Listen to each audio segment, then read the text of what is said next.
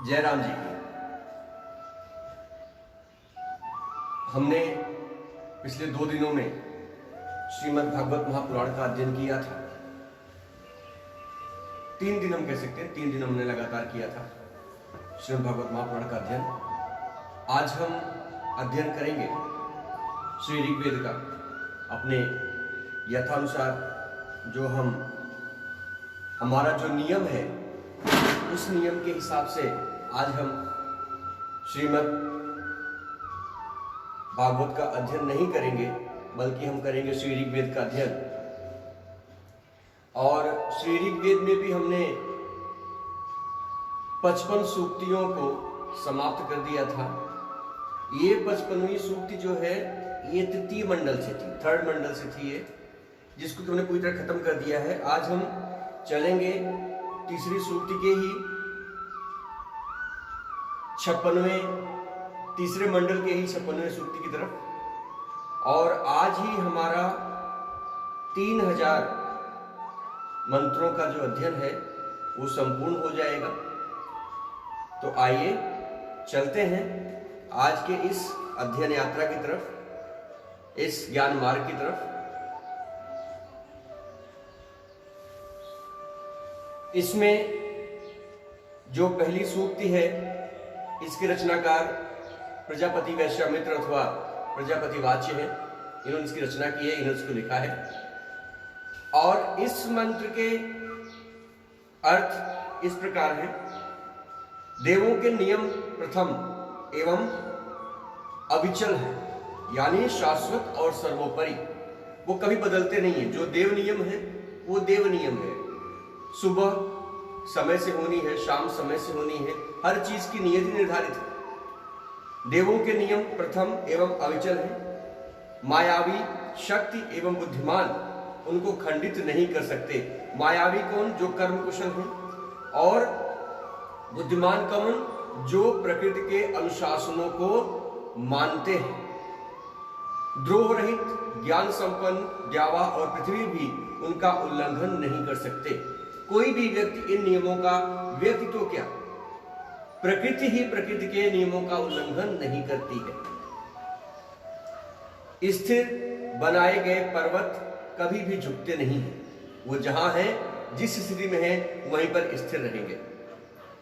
कुशल शिल्पियों यानी टेक्नोलॉजी विशेषज्ञों की बात की गई यहां पर, तथा अनेक जो लिटरेट लोग हैं, बुद्धिमान लोग हैं, उनकी अपेक्षा की गई है, उनसे अपेक्षा की गई है कि वे हमेशा प्रकृति के दैवी नियमों की मर्यादा करें, उसके अनुसार चलें, उसके नियमों का पालन करें। प्रकृति के दिव्य संतुलन यानी इकोलॉजिकल बैलेंस जो होता है उसको बिगाड़े नहीं, जो कि आज अक्सर हो रहा है। नदियों को रोका जा रहा है, नदियों को गंदा किया जा रहा है, पहाड़ों को काटा जा रहा है, उन पर घर बनाया जा रहा है। तो कई जगह हैं जो कि प्रकृति का उल्लंघन है, और प्रकृति का जब उल्लंघन होता है तो प्रकृति अपने हिसाब से फैसले लेती है। दूसरे मंत्र में आगे कहा गया है, एक स्थायी संवत्सर वसंत ग्रीष्म 6 ऋतुओं का वहन करता है। एक स्थायी जो संवत्सर होता है उसमें वसंत होता है, ग्रीष्म आदि 6 ऋतुएं उसमें रहती हैं। ऋतु यही सत्य का अनुशासन है। ऋतु पर चलने वाले तथा अति श्रेष्ठ आदित्यात्मा तक, जो आदित्यात्मक होते हैं, संवत्सर का प्रभाव सूर्य की किरणों से प्राप्त होता है। सतत गतिशील एवं विस्तृत तीनों लोक क्रमशः उच्चतर स्थानों पर अवस्थित हैं। उनका कभी भी स्थान परिवर्तन नहीं होता है। उनमें स्वर्ग और अंतरिक्ष सूक्ष्म रूप में अदृश्य तथा एक पृथ्वी लोक प्रत्यक्ष दृष्टिगोचर होता है। और इन सब में बाकी कोई लोक दिखाई नहीं पड़ते हैं, सिर्फ पृथ्वी ही दिखाई पड़ती है। ऋतुओं के परिवर्तन का स्रोत सूर्य को माना गया है। वह प्रभाव किरणों के माध्यम से प्राप्त होता है। पृथ्वी पर ही समस्त परिवर्तन दिखाई पड़ते हैं, परंतु वह वास्तव में द्युलोक एवं अंतरिक्ष में हुए परिवर्तनों का ही प्रतिफल होते हैं। दिखाई तो धरती पर पड़ते हैं, लेकिन परिवर्तित धरती पर नहीं होते, वो अंतरिक्ष में ही होते हैं। आगे तीसरे मंत्र में कहा गया, कितनी वैज्ञानिक बातें लिखी गई हैं हमारे शास्त्रों में। 3 प्रकार के बल यानी सृजन, पोषण और परिवर्तन। 3 प्रकार के बलों से युक्त वीर, अनेक रूपों से युक्त, 3 से युक्त, अनेक रंगों से युक्त, प्रज्ञावान, तीनों लोकों में स्थित, शक्ति रूपी, तीनों सेनाओं को संपन्न करने वाले सूर्यदेव का उदय होता है। इसमें 3 लोक की बात की गई है, द्युलोक, अंतरिक्ष लोक और पृथ्वी लोक। वे अपनी किरणों द्वारा समस्त औषधियों में रेतस का यानी प्राण ऊर्जा उसका संचार करते हैं। आगे चौथा मंत्र है, इसमें कहा गया है दिव्य जल यानी रस धाराओं की बात की गई है। दिव्य जल से सुसंपन्न सूर्य देव की आभा ही इतनी इन समस्त वनस्पतियों के वैभव रूप में बिखरी हुई है। बिना सूर्य के प्रकाश से किसी भी औषधि, किसी भी वनस्पति में प्रगति या प्रोग्रेस नहीं हो सकती है। सूर्य देव से संबंध रस ही जल, प्राण और पर्जन्य यानी पुनर्जन्म के रूप में पृथ्वी को तृप्त और परिपुष्ट करते हैं। हमारा ऋग्वेद संपूर्ण ज्ञानों से भरा हुआ है। ये ज्ञान का खजाना है। जिसने इसको समझ लिया, किसी भी माध्यम से जिसने इसको समझ लिया, उसे अपने जीवन के जीने का महत्व लक्ष्य मिल जाता है। आगे 5वें मंत्र में कहा गया है, हे नदियों, आप तीनों लोकों में निवास करती हैं तथा 3 प्रकार के देवगण भी इन तीनों लोकों में विद्यमान हैं। इन तीनों लोकों के निर्माता सूर्यदेव समस्त यज्ञीय प्रवाहों के स्वामी हैं। पोषक रसों से युक्त इला, सरस्वती और भारती तीनों अंतरिक्ष देवियां यानी दिव्य रस धाराएं द्युलोक द्वारा तीनों सवनों से युक्त इस यज्ञ में पधारने की कृपा करें। 5वें मंत्र हो चुका। 6ठे में कहा गया है, हे सर्व प्रकारक, हे सर्व प्रेरक सूर्यदेव, आप दिव्य लोक से आकर के प्रतिदिन 3 बार हमें शेष धन प्रदान करें। ऐश्वर्यवान सबके रक्षक हे सूर्यदेव, आप हमें दिवस के तीनों सवनों में 3 प्रकार से धन प्रदान करें। हे बुद्धिमान, आप हमें धन प्राप्ति के योग्य बनाएं, हमें कर्मशील बनाएं, ताकि हम ऐसे उद्यम करें कि हमें उत्तम धन की प्राप्ति हो। किसी से चोरी करके या किसी को चीट करके पैसा ना कमाएं। 8वें मंत्र और इस सूक्ति का अंतिम मंत्र इसमें कहा गया है, क्षय रहित, सर्वजित और द्युतमान 3 लोकों में श्रेष्ठ स्थान रखते हैं। इन तीनों स्थानों में कलात्मक संवत्सर के अग्नि, वायु और सूर्य नामक 3 पुत्र शोभायमान होते हैं। सत्यनिष्ठ, उत्साहवर्धक कार्यों पर तत्पर और कभी न झुकने वाले देवगणों का दिन रात दिन में 3 बार तीनों सवनों में इस यज्ञ में आगमन हो, तीनों कालों में इस यज्ञ में आगमन हो। आगे 57वीं सूक्ति है, इसमें विश्वदेवा का ही वर्णन किया गया है। विश्वामित्र गतिन ऋषि हैं। हे ज्ञानवान इंद्रदेव, श्रेष्ठ संरक्षण अभाव में इधर उधर भटकती हुई गौ की भांति अज्ञानता के अंधकार में भटकते हुए हम लोगों को आप संरक्षण प्रदान करने की कृपा करें। हम अभिशप्त फल उपलब्ध कराने वाली हमारी गौओं स्तुतियों को, यानी यहाँ पे स्तुतियों को गाय के बराबर कहा गया है, हमारी स्तुतियों को इंद्रदेव, अग्निदेव स्वीकार करें। दूसरे मंत्र में कहा गया है, अभिषिक्त फल प्रदान करके सबका मंगल करने वाले मित्र वरुण, इंद्रदेव, पूषादेव और अन्य देवतागण प्रसन्न होकर के अंतरिक्षीय मेघ का दोहन करें। सर्वदेवगण हमारी स्तुतियों से आनंद को प्राप्त करें। अतएव हे वासुदेव, आपकी कृपा दृष्टि से आपके द्वारा प्रदत्त सुखों को हम सभी प्राप्त करें। आगे इस सूक्ति का तीसरा मंत्र है, इसमें कहा गया है, जो वनस्पतियां जल के रूप में प्राणजन्य की वर्षा करने वाले इंद्रदेव की शक्ति का अनुदान चाहती हैं, वे विनम्रता पूर्वक उनकी सृजन सामर्थ्य शक्ति से परिचित हैं। फल की अभिलाषणी ये औषधियां यानी वीह, यव और निवारादि विभिन्न फलों के रूप में पुत्रों एवं प्राणियों के पास पहुंचती हैं। मानव जाति को इन समस्त औषधियों का पुत्र कहा गया है। चौथे मंत्र में कहा गया है, यज्ञ में सोमभाषिणी यानी मृदुभाषिणी, मधुर बोलने वाली और उत्तम कार्य करने वाली, सोम विस्मरण करने वाले पाषाणों को धारण करते हुए हम अपनी मननशील बुद्धि से विशिष्ट रूप से शोभायमान द्यावा और पृथ्वी की स्तुति करते हैं। हे अग्निदेव, आपके द्वारा वर्णन करने योग्य, कमनीय और पूजनीय आपकी ज्वालाएं मनुष्यों का कल्याण करने के लिए हमेशा ऊर्ध्वगामी है, हमेशा तत्पर है। हे अग्निदेव, आपकी मधुर, तेजस्वी, प्रज्ञा संपन्न एवं समस्त संव्याप्त ज्वालाएं देवों का आह्वान करने के लिए प्रेरित होती हैं। उन ज्वालाओं के द्वारा समस्त पूजनीय देवों को इस यज्ञ में प्रतिष्ठित करें। देवों को मधुर सोमरस समर्पित करके दुष्टों से हमारी रक्षा करें। आगे छठा मंत्र है इस सूक्ति का अंतिम मंत्र, और इसके साथ ही हमने 3000 सूक्तियों को संपूर्ण कर लिया है। देखते ही देखते हमने 3000 सूक्तियों का अध्ययन कर लिया। हम आधे ऋग्वेद के ज्ञानी बन गए हैं। अब आप किसी से भी कह सकते हैं कि हाँ, हमने ऋग्वेद का अध्ययन किया है।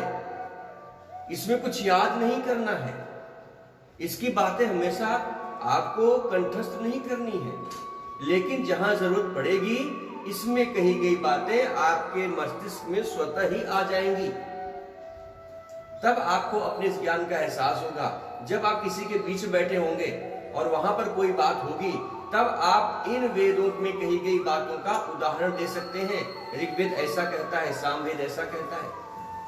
ये हर जगह आपका मस्तिष्क ऊंचा करेगा। ये ज्ञान आपको आज की पीढ़ी से लेकर के पुरानी पीढ़ी तक समस्त श्रेणियों में आपका जो वर्गीकरण है वो उच्च स्तर पर करेगी। चलिए अगले मंत्र में चलते हैं। इसमें कहा गया है, हे दिव्यता से संपन्न अग्निदेव, आपकी कुमार्ग से बचाने वाली बुद्धि मेघों की धारा की भांति सबको तृप्त करती है। हमेशा एक ही बात कहेगी, भगवान हमें बुरे मार्ग से बचाइए। हे सबके आश्रयभूत जात वेदा यानी अग्निदेव, आप हमारे सारे संसार का हित करने वाली बुद्धि को हमें प्रदान करें, ताकि हम सिर्फ अपने कल्याण की बात ना करें। मित्रों, आज का इंसान एकाग्रमुखी हो गया है। मैं बार बार कहता हूं, हमने अभी तक जितना शास्त्र पढ़ा है सब में यही लिखा हुआ है कि जब भी कुछ मांगा गया है वो पूरे संसार की समृद्धि की कामना की गई है, उसी की कल्पना की गई है। लेकिन आज जब हम पूजा करते हैं तो सिर्फ मैं, मेरा बच्चा, मेरी पत्नी, मेरा परिवार, उसके अलावा हम सोचते ही नहीं है। अगर आपकी पूजा में एक शब्द आ जाएगा, हे भगवान संसार का कल्याण करो, तो उसमें क्या आ जाएगा आपका। लेकिन क्या पता कब आपकी जुबान पर सरस्वती बैठ जाए और आपके आसपास के लोगों का भी कल्याण हो जाए। प्रथम मंत्र है इस सूक्ति का। इसमें कहा गया है, उषा अग्निदेव के योग्य प्रकृति रस का दोहन करती है। उषा पुत्र सूर्य के मध्य विचरते हैं। उषा पुत्र सूर्य के मध्य विचरते हैं। शुभ्र दीप्ति से दीप्यमान सूर्य देव प्रकाश फैलाते हुए जाते हैं। इसी उषा काल में अश्विनी कुमारों के लिए स्तोत्र गान होता है। दूसरे मंत्र में कहा गया है, हे अश्विनी कुमारों, श्रेष्ठ रस में भली भांति से योजित अश्व आपको इस यज्ञ में लाने के लिए तैयार हैं। माता पिता के पास पहुंचने वाले बच्चे की भांति यज्ञ आपके पास पहुंचे। कुटिल बुद्धि वालों को आप हमसे दूर रखें। हम आप दोनों के लिए अभिशान तैयार करते हैं। आप हमारे पास आने की कृपा करें। तीसरे मंत्र में आगे कहा गया है, हे शत्रुनाशक अश्विनी कुमारों। अश्विनी कुमारों का हमने जिक्र किया था पिछले एपिसोड्स में, तो उम्मीद है कि आपको उसकी पूरी जानकारी होगी। हे शत्रुनाशक अश्विनी कुमारों, सुंदर चक्रों से युक्त उत्तम अश्वों द्वारा योजित रथ पर सवार होकर के यज्ञशाला में आप पधारने की कृपा करें। सोम अभिश्रमण कर्ताओं के द्वारा गाए जाने वाले स्तोत्रों का आप श्रवण करें। पुरातन काल से ही मेधावी गण आपकी पुष्टि के लिए सोम के साथ ऐसी स्तुतियां तैयार करते आए हैं। चौथे मंत्र में कहा गया है, मित्रों मैं हमेशा एक बात कहता हूं कि जो आज की पीढ़ी है इसको शास्त्रों का ज्ञान अति आवश्यक है। आपके शास्त्र ज्ञान आपको ही नहीं है, आपकी जो आने वाली पीढ़ी है उसको भी मजबूत बनाएंगे। आगे चौथे मंत्र में कहा गया है, हे अश्विनी कुमारों हमारी इन स्तुतियों को आप स्वीकार करें। अश्वों से युक्त होकर के आए, स्तोतागण आपका आह्वान करते हैं। सूर्योदय के पूर्व दुग्ध मधुर मिश्रित सोम का ये मिश्रित रूप यजमान आपको निवेदित करते हैं या आपको समर्पित करते हैं। आगे पांचवें मंत्र में कहा गया है, हे ऐश्वर्यवान अश्विनी कुमारों बहुतों से लोक को पार करके आप यहां पर पधारे, यानी बहुत सारे लोगों को पार करते हुए आप इस लोक में आने की कृपा करें। संपूर्ण स्तोत्रजन जितने भी लोग हैं जो कि भगवान की स्तुति करते स्तोत्र गाते हैं, संपूर्ण स्तोत्रजन आपके निमित्त मंत्र का उच्चारण करते हैं। हे शत्रुओं के संहारक अश्विनी कुमारों जिन मार्गों से देवगण गमन करते हैं उन मार्गों से आप यहां पर आगमन करें, क्योंकि यहां आपके निमित्त मधुर सोम के पात्र तैयार करके रखे गए हैं। आगे छठा मंत्र इसमें कहा गया है, हमने हर मंत्र का हमने इसमें अध्ययन किया है। अगर आपने ध्यान दिया होगा तो अब तक आपके मस्तिष्क में इस शास्त्र की काफी बातें चली गई होंगी। आगे छठे मंत्र में कहा गया है, हे नेतृत्वकर्ता अश्विनी कुमारों आप दोनों की पुरातन मित्रता सबके लिए कल्याणकारी है। अश्विनी कुमार दो भाई आपको मालूम है। आपका धन सर्वदा हमारी ओर प्रवाहमान रहे। आप दोनों की हितकारी मित्रता से हम बारंबार लाभान्वित हों। सोम के इस मधुर पेय द्वारा हम आपको तृप्त करते हुए आपको प्रसन्न करने में खुद की प्रसन्नता को महसूस कर रहे हैं। आप हम सभी को इसमें जब भी बात हमारी है, किसी एक व्यक्ति की बात नहीं होती है, बात सबकी होती, जितने लोग इस कार्यक्रम से या इस क्रियाकलाप से जुड़े हुए होते हैं। आपकी धन संपत्ति हमें या हम सभी को लाभान्वित करे ऐसी अपेक्षा है। सातवें मंत्र में कहा गया है, हे अश्विनी कुमार आप उत्तम सामर्थ्यवान नित्य तरुण यानी हमेशा युवा रहने वाले, असत्य विहीन, असत्य आपके पास है ही नहीं, आप हमेशा सत्य वक्ता है और उत्तम फल प्रदाता, और हमेशा ही आपने लोगों को उच्च फल प्रदान किए हैं। आप वायु के सदृश वेगवान अश्वों से युक्त होकर के अबाध गति से आगमन करें। यहां आकर के दिवस के अंत में अभिशुद्ध सोम का प्रीति पूर्वक पान करें, प्रेम से उसको ग्रहण करें, ऐसी आपसे प्रार्थना है। मित्रों इसमें शास्त्रों में कहा गया है कि आपका हर किया हुआ अच्छा कर्म एक यज्ञ के बराबर होता है। आठवें मंत्र में आगे कहा गया है, हे अश्विनी कुमारों आपको सब ओर से प्रचुर मात्रा में हविष्यान्न प्राप्त होता है। कर्म कुशल ऋत्विकगण सब दोषों से रहित होकर के अपनी स्तुतियों के साथ आपकी सेवा में रहते हैं। सोमवल्ली जिससे कि हमारा सोमरस बनता है, सोमवल्ली कूटने वाले पाषाण के शब्द सुन करके आपका रथ द्यावा पृथ्वी का परिभ्रमण करते हुए यज्ञ स्थल पर प्रकट होता है। इस सूक्ति का अंतिम और नवा मंत्र, हे अश्विनी कुमारों ये वांछित सोमरस अत्यंत मधुर रसों से परिपूर्ण है। यहां आकर के आप इसका पान करें। विपुल तेजस्विता विकीर्ण करता हुआ आपका रथ सोमाभिषकारी यजमान के घर बार बार आगमन करता है और बार बार आपका आगमन होता रहे, यही हमारी आपसे कामना है। आगे हम अभी चल रहे हैं सूक्ति नंबर 59 यानी 59वीं सूक्ति में। आपका जो ज्ञान है, जिस तरह से नदी खुद के पानी का इस्तेमाल नहीं करती, जिस तरह से पेड़ खुद के फल का इस्तेमाल नहीं करते, उसी तरह से ज्ञानी व्यक्ति अपने ज्ञान का इस्तेमाल दूसरों के लिए हमेशा किया करता है। आपके पास जो ज्ञान है वो सभी लोगों में उसको वितरित करिए, उससे आपका ही ज्ञान बढ़ेगा। लेकिन कभी कभी क्या होता है कि हम ज्ञान देने के चक्कर में ये भूल जाते हैं कि अगला वो ज्ञान सुनना भी चाहता है, नहीं सुनना चाहता है। शास्त्रों के अनुसार हर बात के लिए एक समय निर्धारित होता है और एक स्थान निर्धारित होता है। उस स्थान उस समय पर कही गई बातों का लोगों पर असर होता है। अगर हम हर जगह घूम घूम कर चर्चा करते रहेंगे तो कोई इसको सुनना नहीं चाहेगा। इसलिए आप भी अपने शास्त्रों का, अपने ज्ञान का जो प्रचार है वो करिए, लोगों तक अच्छी बातों को पहुंचाइए, उनको वेद पाठी बनाइए, उनको पुराणों का ज्ञान दीजिए, लेकिन आप वही करिए जिसका कि आपको स्वयं ज्ञान हो। जिस बात का हमें खुद ज्ञान नहीं, अगर हम उस चीज का उपदेश लोगों को देना शुरू कर दें तो वो कहीं ना कहीं हम खुद अपने पुराणों की, अपने शास्त्रों में कही गई बातों की अवहेलना कर रहे हैं। इस सूक्त के प्रथम मंत्र में कहा गया है, मित्रदेव सभी मनुष्यों को कर्म में प्रवृत्त रहने की प्रेरणा देते हैं। रस आदि उपलब्ध कराने वाले अपने श्रेष्ठ कर्मों से पृथ्वी और द्युलोक को धारण करते हैं। वे सभी सत्कर्मरत मनुष्यों के ऊपर निरंतर अपने अनुग्रह की वर्षा करते हैं। इस बात को ध्यान रखिएगा, सत्कर्मरत, भगवान उसी पर कृपा करते हैं जो हमेशा सत्कर्म करता है।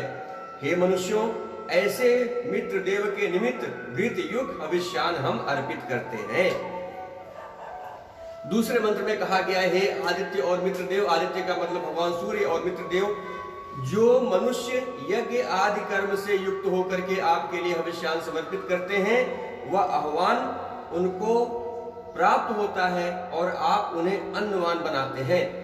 आपके संरक्षण में रह करके वह न तो विनष्ट होता है और न ही कभी जीवन में दुख पाता है। पाप उसके निकट तक नहीं आता और न ही दूर से उसे प्रभावित कर पाता है। तीसरे मंत्र में आगे कहा गया है, हे मित्रदेव, हम रोगों से मुक्त होकर तथा पोषक अन्नों से परिपुष्ट होकर के हर्षित हों। हम पृथ्वी के विस्तीर्ण क्षेत्र में नमन भाव से निवास करें। ये आज एकदम खत्म हो गया है। आज अभिमान आ गया है, मेरा क्षेत्र। इस बात को कहने में आदमी को गर्व महसूस होता है और यहाँ पर साफ साफ लिखा गया है कि हम इस धरती पर जो धरती का इस्तेमाल कर रहे हैं उसे नमन पूर्वक इस्तेमाल करें कि वो धरा हमारी नहीं है। हम आदित्य देव के व्रतों यानी नियमों के अधीन रह करके अपने जीवन का यापन करें। हमें मित्र देव का अनुग्रह सदैव मिलता रहे, ऐसी हमारी आकांक्षा है। चौथे मंत्र में कहा गया है, नमन योग्य उत्तम सुखकारी स्वामी, नमन योग उत्तम सुखकारी स्वामी, उत्तम बल से युक्त सबके मित्र स्वरूप ये सूर्य देव उदित हुए हैं। हम सब लोग उन पूजनीय सूर्य देव का कल्याणकारी अनुग्रह सदैव प्राप्त करते रहें। पांचवें मंत्र में कहा गया है, हे ऋतुज्यों, हे यज्ञकर्ताओं, आदित्य देव अत्यंत महान है। ये स्तुति करने वालों को हमेशा उत्तम सुख देते हैं। वे समस्त मनुष्यों के कर्मों में प्रवृत्त होने वाले हैं। सभी लोग उनको नमन करते हुए इनकी उपासना करें। ये स्तुति करने वालों को हमेशा उत्तम सुखों की प्राप्ति कराते हैं।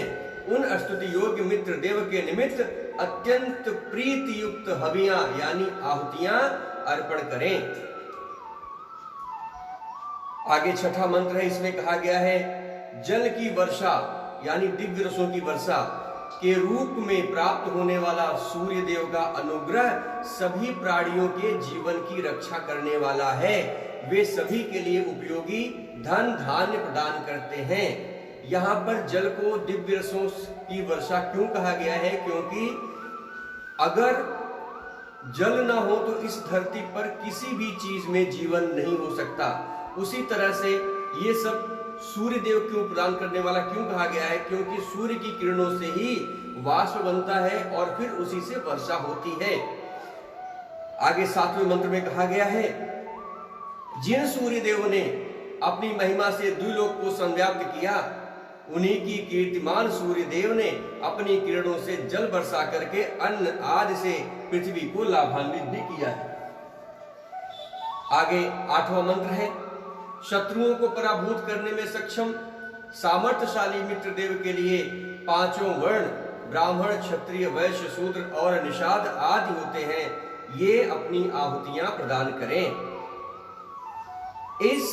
ये 59वीं सूक्ति है तृतीय मंडल के, और इसमें साफ साफ लिखा गया है कि शत्रुओं को पराभूत करने में सक्षम समर्थशाली मित्र देव के लिए हम पांचों वर्ण ब्राह्मण, क्षत्रिय, वैश्य, शूद्र और निषाद आहुति प्रदान करें। इसका मतलब क्या हुआ कि इस यज्ञ में चाहे वो ब्राह्मण हो, चाहे क्षत्रिय हो, चाहे वैश्य हो, चाहे शूद्र हो, चाहे निषाद हो, सभी को बैठने के लिए कहा गया है। सभी को समान भाव से इसमें स्थान दिया गया है। जो लोग कहते हैं कि वर्ण व्यवस्था में कभी भी लोगों के साथ भेदभाव हुआ है, उनको लाके दिखाइए कि अपने शास्त्रों में भी उनको यज्ञ में बैठने के लिए पूरी रूप से अनुमति प्रदान थी। आहुतियां प्रदान करें। वे मित्र देव अपने सामर्थ्य से सभी देवताओं को धारण करते हैं। 9वें मंत्र में कहा गया है, देवों और मनुष्यों के बीच सत्कार भावना रखने वाले साधकों के लिए मित्र देव कल्याणकारी अन्न आदि प्रदान करते हैं। जो व्रतों एवं नियमादि का पालन करते हैं, उन्हें यह भी अनुदान प्राप्त होते हैं। ऐसे मित्र देव को हम बार बार प्रणाम करते हैं। अब चलते हैं सूक्ति नंबर 60 में। यह आज की अंतिम सूक्ति होगी, समय का इशारा हो चुका है। पहली सूक्ति में कहा गया है, शत्रुओं पर आक्रमण करके तेजस्विता प्रकट करने वाले उत्तम धनुधारी। इस सूक्ति के रचनाकार है विश्वामित्र गथिन ऋषि। ऋषिवर कहते हैं कि शत्रुओं पर आक्रमण करके तेजस्विता प्रकट करने वाले उत्तम धनुधारी, हे वीर रिपुगण, कुशलता पूर्वक कार्यों द्वारा आप पूजनीय पद को प्राप्त करने वाले हैं। देवताओं को भी उनका पद उनके कर्म के अनुसार ही प्राप्त होता है। मनुष्य तो मनुष्य, देव भी बिना कर्म के अपने किसी पद को ग्रहण नहीं करते हैं, इसलिए कर्म तो सदा ही प्रधान था। हे रिपुगणों, दूसरा मंत्र है, जिस सामर्थ्य से आपने चमसों यानी यज्ञ पात्र जो होता है, चमसों का सुंदर विभाजन किया है, जिस बुद्धि से आपने गौ यानी पृथ्वी और इंद्रियों को चर्म यानी जो उसमें संरक्षक परत है से युक्त किया है, जिस मानस से आपने इंद्र यानी संगठक सत्ता जो होती है, इंद्र के अश्वों, अश्व का यहाँ पे पुरुषार्थ से मतलब लिया गया है, पुरुषार्थ को या अश्वों को सामर्थ्य बनाया है, उन्हीं के कारण आपने देवत्व प्राप्त किया है। अब मैं इस मंत्र को दोबारा पढ़ता हूं, इसको समझने की कोशिश करिएगा। जिस सामर्थ्य से आपने यज्ञ पात्र का सुंदर विभाजन किया, जिस बुद्धि से आपने पृथ्वी या इंद्रियों को संरक्षक पद से युक्त किया, जिस मानस से आपने संगठक सत्ता के अश्वों को समर्थ बनाया, उन्हीं के कारण अपने देवत्व को प्राप्त किया है।